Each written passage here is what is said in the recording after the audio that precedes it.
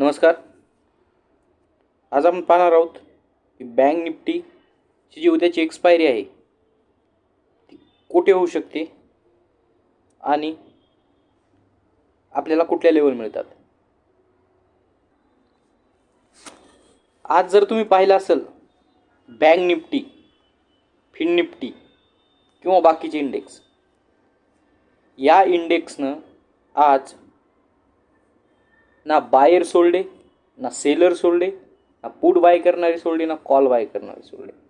आपण जर आज बँक निफ्टीचा इंडेक्सची मुवमेंट बघितली तर आपल्याला असं दिसून येईल की एक एक कॅन्डल 100 पॉईंटपेक्षाही जास्त पॉईंटची मूव्ह करत होती. आपण जर कॅन्डल पाहिल्या तर आपल्याला असं दिसून येतं आहे की तुम्ही टॉप लॉसच ठेवू शकत नव्हता. 47,000 लगभग 500 ऑल टाईम त्याचा हाय आहे आणि डाऊन साईडला त्याच मिनिटामध्ये लगभग 400, म्हणजे 100 पॉईंटच्या कॅन्डलची मुवमेंट होती. आणि कुठल्या कुठल्या ठिकाणी आपण बघू शकतो जेव्हा मार्केट पडत होतं आणि त्याच्याच नेक्स्ट टाईमला मार्केट अप साईडला मुवमेंट करत होतं. 100 150 पॉईंटच्या 1-2 मिनिटामध्ये मुवमेंट केल्यात मार्केट. ही ज गोष्ट सकाळी जर आपण पाहिले, मार्केट ओपन झालं आणि डायरेक्ट मूव्ह केला. त्यानंतर फॉल देताना देखील तुम्ही चेक करा, 47,600 पासनं ते 46,900 पर्यंतचा फॉल हा फक्त 2 ते 3 मिनिटांमध्ये दिलेला आहे. आज कुणाचेही टॉप लॉस वर्क करत नव्हते ना टार्गेट बसत होते. कारण की तुम्ही समजा 5 मिनिटात चार्ट लावला, लास्टला तर मार्केटनं 2 मुवमेंट केलं, एक अपसाईडची एक डाऊन साईडची, आणि त्यानंतर तुम्ही जर पाहिलं असेल टोटल मार्केट एका रेंजमध्ये थांबून गेलं. टोटल एका रेंजमध्ये या 2 मुवमेंट फक्त मार्केटमध्ये बनल्या आणि त्यानंतर टोटल मार्केट हे एका रेंजमध्ये थांबून गेलं. फक्त आणि फक्त प्रीमियम खाण्याचं काम करण्यात आलं. आज एक्सपायर फिन निफ्टीची होती. सेम फिन निफ्टीचा चार्ट बँक निफ्टीच्या चार्ट सारखाच असतो, लगभग 19-20. फिन निफ्टीमध्ये देखील तीच मुवमेंट घडली. जेव्हा मार्केट पडलं आणि अचानक लगभग 150 पॉईंटचा अपसाईडचा मुवमेंट केला, निगेटिव्ह टू पॉझिटिव्ह. यामध्येच त्यानं सर्व तुमचा प्रीमियम बी दिला आणि प्रीमियम बी खाल्ला. सेम आता जर उद्या बघितलं तर लक्षात घ्या, उद्या बँक निफ्टीची एक्सपायरी. तर उद्याच्याला आपल्याला काय होऊ शकतं किंवा बँक निफ्टीमध्ये कुठल्या मुवमेंट किंवा काय घडू शकतं. आज जर बघितलं, सेम हा जो ट्रेंड चालू होता डेमधला, कुठंतरी तोडण्याचा प्रयत्न झालेला होता या ठिकाणी, परंतु मार्केट या ठिकाणी ट्रेंड तोडण्यास सक्षम राहिलं नाही. जो त्याचा 48,150 याचा जो स्ट्रॉंग रेजिस्टन्स होता, त्या रेजिस्टन्सहून मार्केट रिट्रेस झालेले किंवा रिटर्न आलेले लक्षात ठेवा.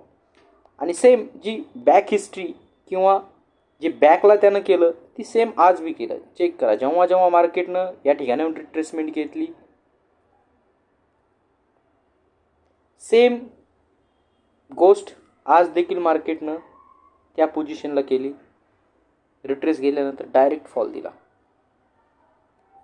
त्यामुळं आता जर आपल्याला उद्यासाठी मार्केटच्या काय लेवल बनत असतील किंवा बँक निफ्टीमध्ये मोठ्या मुवमेंट जर घडणार असेल तर कुठल्या लेवलनंतर होऊ शकते, तर यासाठी आपल्याला बॅक हिस्ट्री पाहणं गरजेचं आहे. लक्षात घ्या, बॅक हिस्ट्री तुम्हाला हे सांगते की आज जे हे मार्केट ज्या ठिकाणाहून रिव्हर्स झालं आहे, म्हणजेच काय 46,900 पासनं हा त्याचा खूप स्ट्रॉंग सपोर्ट आहे.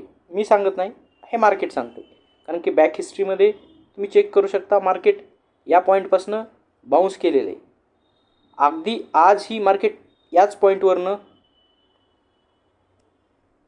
रिव्हर्स झालेले. आता लक्षात घ्या, हा जो आपण पॅटर्न ड्रॉ केला आहे, सेम पॅटर्न होऊ शकतो.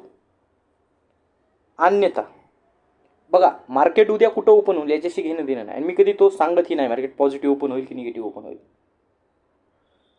परंतु ओपन झाल्यानंतर आपल्याला लेवल काय इम्पॉर्टंट आहे तर लक्षात घ्या, जो मार्केटनं आजचा लो लावला, म्हणजे आजचा लो होता तुमचा 46,880 पर्यंतचा, हा लो जर मार्केट पहिल्या 15 मिनिटामध्ये ब्रेक करत असेल किंवा तो लो ब्रेक करून होल्ड होत असेल तर लक्षात घ्या तुम्हाला लगभग 46,200 पर्यंतचा फॉल मिळू शकतो.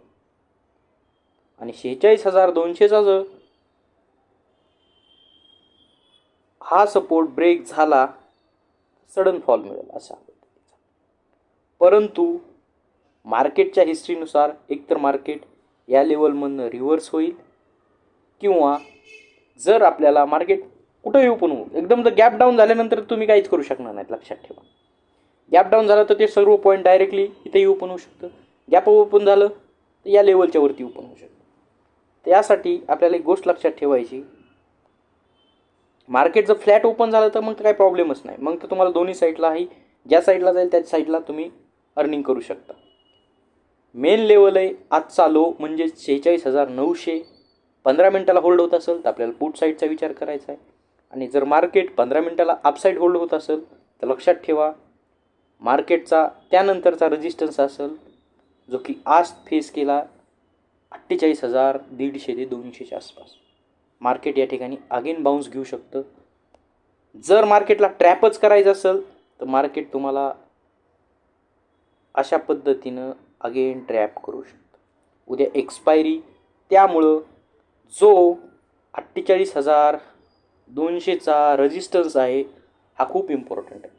हा ब्रेक झाला त्यानंतर तुम्हाला सडन मुवमेंट भेटेल, डायरेक्टली मुवमेंट भेटेल जी चार्टची हिस्ट्री सांगते. सडन मुवमेंट भेटेल तुम्हाला 200-250 पॉईंटची. परंतु हा रेजिस्टन्स ब्रेक झाला नाही तर आजच्यासारखा फॉल अगेन मिळू शकतो. त्यामुळं 48,150 ते 48,200 या रेंजमध्ये जेव्हा बँक निफ्टी जाईल त्या टायमाला टॉप लॉस लावून काम करा किंवा सावधपणे काम करा. मार्केट त्या ठिकाणावरनं करेक्शन होण्याचे चान्सेस आहेत. आपल्यासाठी लक्षात ठेवा ही जी लेवल बनलेली आहे ही खूप इम्पॉर्टंट आहे. ही जेव्हा ब्रेक होऊन कमीत कमी 15 मिनिट होल्ड राहील तेव्हा अपसाईडची मुवमेंट तुम्हाला पाहण्यास भेटेल. अन्यथा मार्केटचा जर ट्रेंड बघितला तर डाऊन साईडलाच आहे सध्याच्या तर स्थितीला. तुम्ही पाहू शकता हा जो ही ट्रेंड लाईन आपण खिचली होती या ट्रेंडला रेजिस्टन्स करत होता. हा ट्रेंड ब्रेक केला परंतु ट्रेंड ब्रेक करून मार्केट जास्तीत जास्त एक दिवस होल्ड राहिलेलं आहे आणि डबल त्या ट्रेंडमध्ये मार्केट आले. त्यामुळं एक लक्षात घ्या मार्केट जोपर्यंत या ट्रेंडच्या बाहेर जात नाही तोपर्यंत मार्केट असंच ओलाटाईल राहील, अशाच पद्धतीने टॉप लॉस हिटिंग करत राहील. त्यामुळं बँक निफ्टी फिन निफ्टीमध्ये वर्क करत असताना सावधपणे वर्क करा. दुसरी गोष्ट मिड कॅपचा इंडेक्स तुम्ही पाहत असताल जे मिड कॅपचे स्टॉक होते ते खूप डाऊन आलेले आहेत. मिड कॅपमधले जे स्टॉक अपसाईडला गेले होते ज्यामुळं इंडेक्स अपसाईड गेला होता ते स्टॉक डाऊन आलेले आहेत. का? तो जो 11,128 पर्यंतचा हाय होता त्यानंतर मार्केट लगभग 10,700 पर्यंत येऊन थांबलेले. आता तुम्ही जर या इंडेक्समध्ये डेमध्ये जर बघितलं तर तुम्हाला एक गोष्ट लक्षात येईल की हा इंडेक्स या सपोर्ट रेजिस्टमध्ये थांबतोय किंवा आपण असं म्हणू शकतो की हा एक बॉक्स बनवलेला आहे इंडेक्सनं. तर लक्षात घ्या हा जर बॉक्स ब्रेक झाला तर या इंडेक्समध्ये तुम्हाला चांगला फॉल बघायला मिळू शकतो जो की या लेवलपर्यंत असू शकतो. म्हणून मिड कॅपमधले काही स्टॉक असतील किंवा तुम्हाला चांगला प्रॉफिट चालू असेल तर असे स्टॉक तुम्ही टॉप लॉसनं प्ले करा. अन्यथा जेव्हा हा इंडेक्स फॉल देईल तेव्हा मिड कॅपचे स्टॉक देखील फॉल देणार आहे. कारण की इंडेक्सला वरती कोण घेऊन जातं तर स्टॉकच घेऊन जातात. जेव्हा इंडेक्स पडतो तेव्हा स्टॉक देखील पडतात. त्यामुळे जर तुम्हाला चांगला प्रॉफिट असेल कारण की इंडेक्स खूप इन्क्रीज झालेला आहे. हा इंडेक्स लगभग तुम्ही जर बघितलं